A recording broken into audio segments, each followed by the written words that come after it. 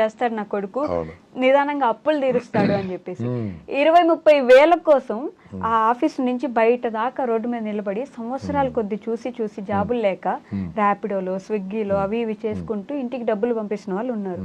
మరి అంత ఖర్చు పెట్టి చదువుకోవాల్సిన అవసరం ఏముంది సార్? ఆ మాత్రం డబ్బులు రానప్పుడు, జీతం లేనప్పుడు. మీరు కూడా చదువుకున్నారా? చదువుకున్నాను A + B హోల్ స్క్వేర్ అని చెప్పండి. A² + B² + 2AB. అది ఎక్కడ పనికి వచ్చింది? ఎక్కడ పనికి రాలేదు. ఎందుకు? నిజంగా తెలియదు. నేను చదువుకో అగ్నేష్ కా తల్లి, చదువుకోవాలి. నేను కూడా చదువుకున్నాను.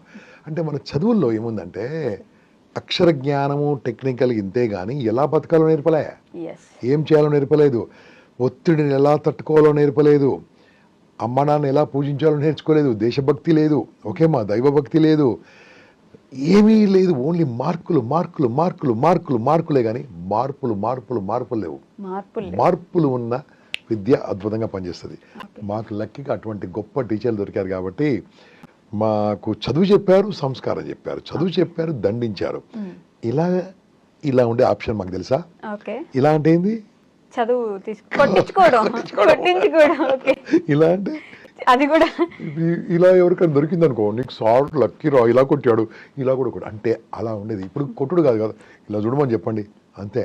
అంటే పోపు వాళ్ళకి చెప్దామనుకున్నా సార్లు టీచర్లు, పిల్లలు వినే పరిస్థితిలో ఉన్న పేరెంట్స్ వినే పరిస్థితిలే. ఈరోజు ఇలా విద్యా విధానంలో ఉండి ఇలా కావడానికి కారణం NEP, new educational policy, national educational policy అది వస్తే మాత్రం అన్ని సాల్వ్ అవుతాయి. అంతవరకు మనం ఏం చేద్దామంటే మీరు మా